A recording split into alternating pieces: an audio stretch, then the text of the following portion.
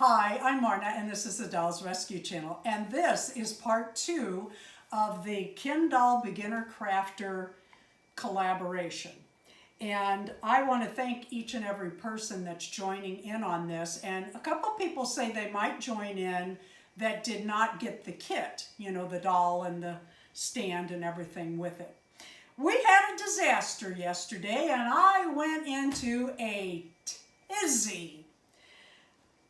We had filmed the first part of the video, the pants, and Darren and I talked about it, and it got kind of long, but it needed to be so I could show each step. So we said, why don't we divide it in, you know, part 1, part 2, which was such a blessing, because as I worked on the top after we had finished the first part, it came out small, and I was horrified because the first time I did the shirt already as a promo to try everything, it fits the Kin doll very tight. This particular Kin doll has wide shoulders, and the pattern that I chose was made for a narrow shouldered Kin, and I found that out when I made the first shirt. So what I did is I took the pattern and I increased the size 115%, which would have fit really well. So I thought, after I cut out my pattern, after I, added the size to it and made the shirt, I realized it did not print at 115% bigger. It printed at the same size. So what Darren has done is he went back into the original photo of the pattern and printed that out, or fixed it, I don't know, I'm not techie. And if you follow the link, you will get a shirt that is the correct size to make this shirt. I like it. I don't like the black stitching, but it fit. I did put a longer piece of Velcro in this one because I wanted to see how it would finish in the end. So now I have to make my outfit for Kin for our collab coming up on June 30th at 10 a.m. So I really look forward to seeing everybody's videos. This is how I made the shirt, and I did a tutorial very slow. Again, I used the black thread so you could see everything that I did. It's this shirt, but it's made exactly the same. Couple things, your shirt front and your neck lining is one piece. And so you don't double that fabric. However, you will need 2 of these, so the back, so you double that fabric before you cut it. I wanted to point out that you lay your pattern on the grain of the fabric. That is not diagonal. My next step will be, I'll cut all these out, and then again, I'm using black thread so you can see it, but you'll be using the same color thread. Like if you were sewing this yellow shirt, you'd use yellow thread. I'm going to go around each piece all the way around with a zigzag stitch. You do not have to do that. It just finishes it nice, and I'm going to do it so you can see it, and you can see as we go the difference it makes. If you are sewing by hand, and I know a few of you are, just skip that step right there. Okay, this is what you'll have after you've taken these to your sewing machine if you choose to do this step. And you can see you just simply zigzag around the edges of all of the pieces, and that gives you a finished edge. Some people use fray check. I have found that on some fabrics, fray check will ruin it. It will leave marks, and not evenly either. Okay, with right sides together, and again, I'm using black thread so that you can see where and what I have sewn. What I'm doing is pinning my neck even. You'll notice it's a little off, a little slanted, and that's how it's supposed to be. And you're lining up from your neck down to your sleeve.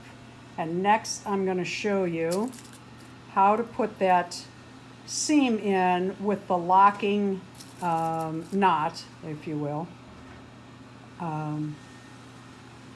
But stop there. Do not sew this, because the next step is putting in your neckline. This is your neck.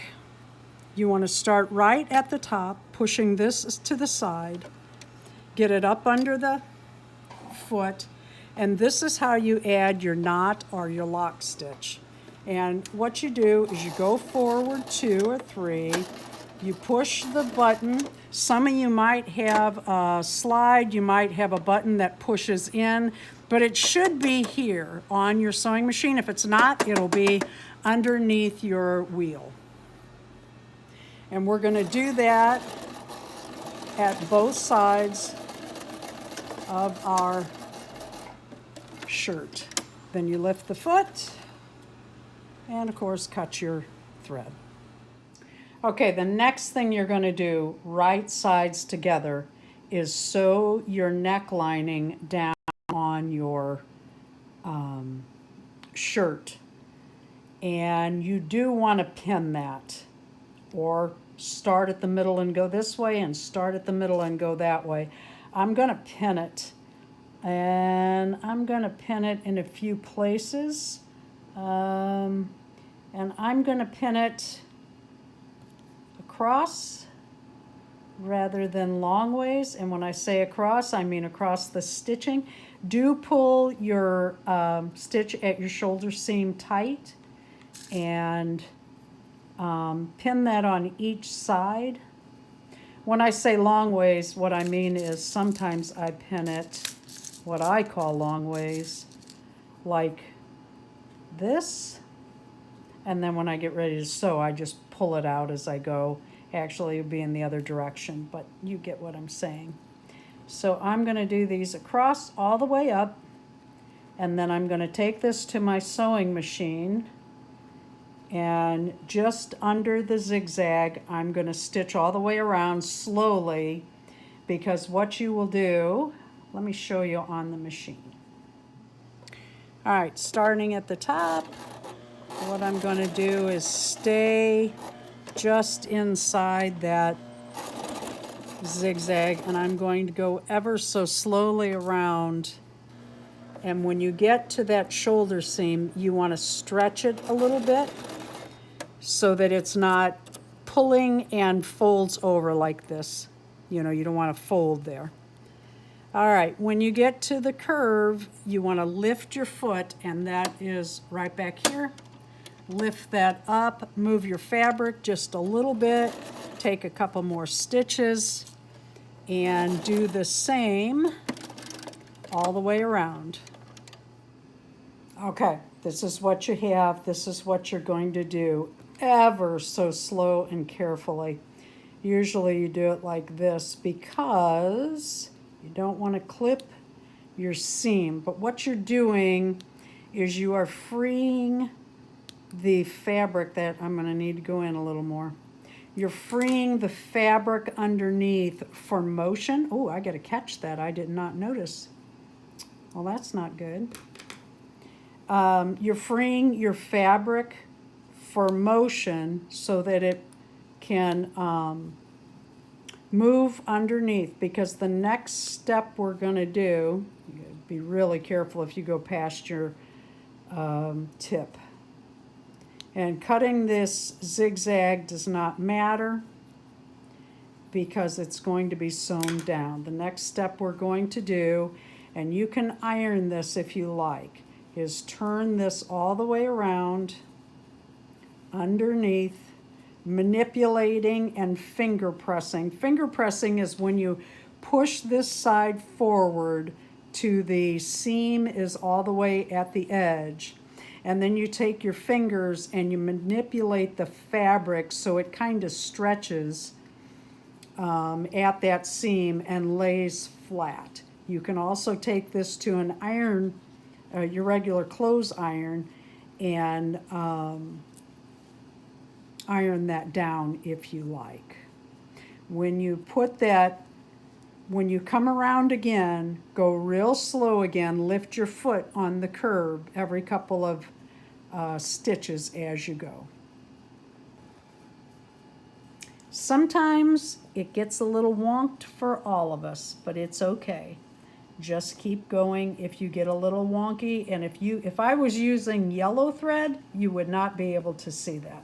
Okay, next step is to take each of your arm sleeves and sew that down to the inside. That's going to be your hem for do both sides. Just folding that over. You can fold it once or twice. I'm going to do it once because I have done the zigzag, and that will keep it from fraying. Okay, I did each of the sleeves like I said I was going to, and then from the sleeve to the bottom, I put a seam in each side. The next thing we're going to do is turn it inside right. Give it a little finger pressing and cut pieces like that so nobody sees. We're going to finger press the sides and the shoulders.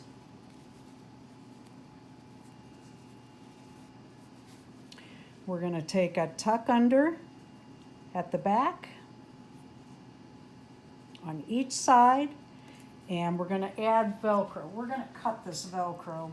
Some people put Velcro from top to bottom. You do not have to do that. If you wanted to, you could actually do a seam, but then you have to slide it up and down. I like it to simply go on. I'm going to add about that much Velcro, but I'm cutting this in half so that I have a very skinny piece of Velcro. Okay, I've got the sides sewn down and the Velcro in. Don't forget, put your, it's not sharp. The hard side of Velcro goes on the outside of the shirt. The soft side goes to the inside so that this does not scratch your doll. I'm going to try to say this calmly. I'm a little hot under the collar. I tried this shirt on my kin, and after I thought that I had increased the pattern, evidently it did not, and I am not all that pleased about it. It does fit. It just fits very tight like my prototype did. And I'm not happy about it. It needed to be a little bigger, and it's going to need Velcro all the way down. The last step is to take your seam in your shirt under and sew that down to finish your shirt. Thank you for watching the Dolls Rescue channel and for participating in the collaboration. Don't forget to recopy the shirt so it fits the broad-shouldered kin better than the original pattern I sent you. I apologize for that. I honestly thought that I had increased the size to make the difference. Thank you, Darren, for doing that.